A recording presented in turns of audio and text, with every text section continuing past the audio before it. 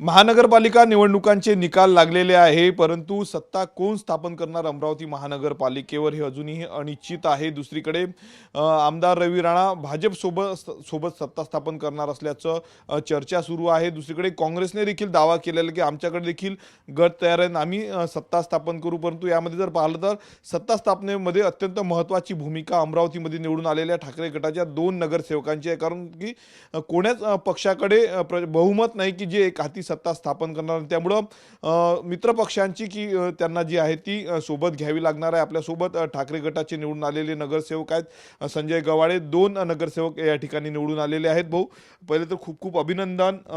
सरकार सत्ता जर स्थापन करायची असेल अमरावती महानगरपालिकेमध्ये तर एक हाती बहुमत कुठल्याच पक्षाला नाही। अशा वेळेस ठाकरेंच्या नगरसेवकांची काय भूमिका असणार आहे याकडे सर्वांचं लक्ष लागलं। आमच्यासाठी आमचं हृदयस्थान जे असेल मुंबई आहे आणि आमचं ठरलं आहे, जो आम्हाला मुंबईमध्ये आमच्या पक्षाला, आमच्या उद्धव साहेबाला जो साथ देईल आम्ही त्यांच्या पाठीशी उभं राहणार आहे।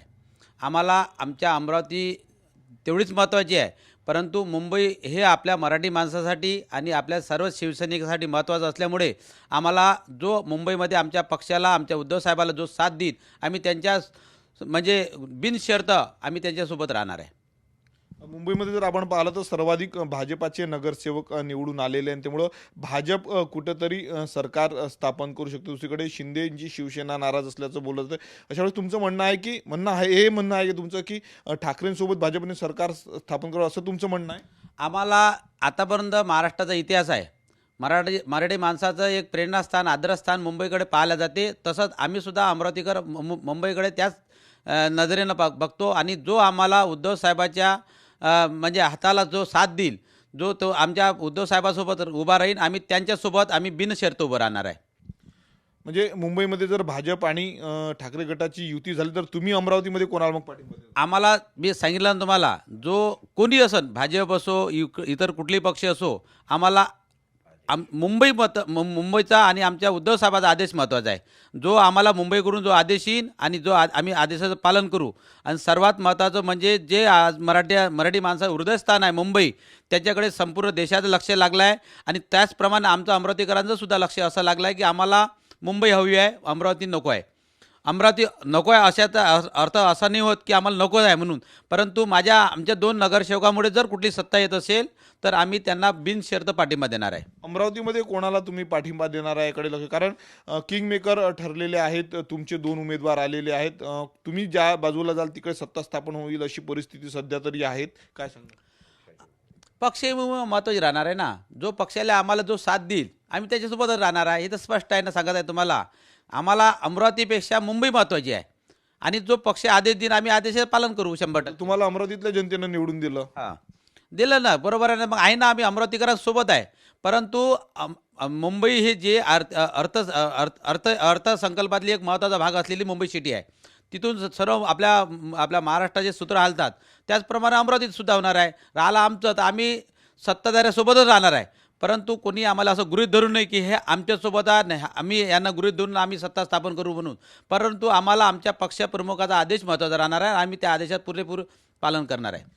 कुठल्या पक्षाची तुम्हाला ऑफर आलेली आहे अमरावतीमध्ये की सोबत यावं म्हणून? कारण भाजप आणि युवा स्वाभिमानचे मोठ्या प्रमाणात नगरसेवक निवडून आले। नाही, ते विषय असा आहे की कोणाचे नगरसेवक किती आले निवडून, त्याच्यापेक्षा आम्हाला हे आहे की आम्हाला पक्षप्रमुखाचा आदेश महत्त्वाचा। आणि मला आजच्या कंडिशनमध्ये सर्व पक्षप्रमुखाचे लोकांचे फोन येत आहे की बा तुम्ही आमच्यासोबत या, तुम्ही आमच्यासोबत या। परंतु आम्ही हे स्टेट म्हणजे हे राहायची भूमिका घेतलेली आहे। जोपर्यंत आम्हाला मुंबईवरून आमचा आदेश येत नाही, आमचा उद्धव साहेबाचा आदेश येत नाही, तोपर्यंत आम्ही कोणालाही पाठिंबा दिला नाही, देणार नाही। भाजपसोबत जाणार अशी चर्चा आहे अमरावतीत? नाही, तो त्यांचा विषय आहे, आम्ही अशी कुठे अजून भूमिका घेतली नाही आहे। परंतु आम्हाला अमरावती तेवढीच महत्त्वाची आहे आणि आम्ही हे पण बघू की आम्हाला उद्धव साहेबाला कोण साथ देतं, कोणा लोकांनी त्रास दिला, आम्ही याचंसुद्धा आम्ही थोडा आत्मचिंतन करणार आहे। मुंबईमध्ये जर भाजप सोबत आली नाही, भाजप शिंदे सोबत हाय युतीत आहे, मग अशा वेळेस अमरावतीत तुमची काय भूमिका आहे? आम्ही अमरावतीत तटस्थ राहू। मग जर आम्हाला यांनी लोकांनी साथ नाही दिली तर तुम्ही कोणालाच पाठिंबा देणार नाही अमरावती? नाही देणार आम्ही। जोपर्यंत आम्हाला पक्षप्रमुखाचा आदेश येणार आहे तोपर्यंत आम्ही कोणाला पाठिंबा देणारच नाही। आम्ही तटस्थ राहू आणि तटस्थ राहून आमची भूमिका बजावू आम्ही। राज्यात महाविकास आघाडीमध्ये तुमचा पक्ष सोबत आहे, दुसरीकडे या ठिकाणी काँग्रेसनं देखील दावा केलेला आहे, काँग्रेसनं देखील गणितं जुळवली आहेत तुमच्या दोन नगरसेवकांची.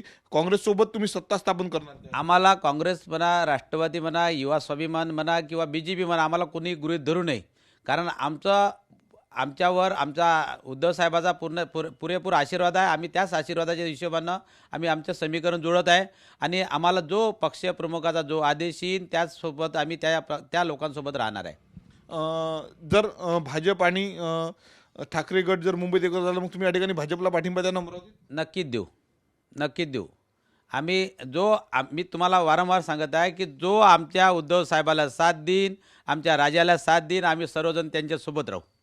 जे उद्धव ठाकरेंना मुंबईत साथ देईल त्यांच्यासोबत आम्ही राहू, अशी प्रतिक्रिया जी आहे ती ठाकरे गटाच्या नवनिर्वाचित नगरसेवक संजय गव्हाडे यांनी दिलेली आहेत. अमरावती महानगरपालिकेमध्ये जर आपण पाहिलं तर ठाकरेंचे 2 नगरसेवक निवडून आलेले आहेत. त्यामुळं हे 2 नगरसेवक कोणाच्या बाजूने उभे राहतात हे पाहणं महत्त्वाचं आहे. कॅमेरामन अनिकेत दहातोंडेसह मी स्वप्नील उमाप, TV9 मराठी, अमरावती.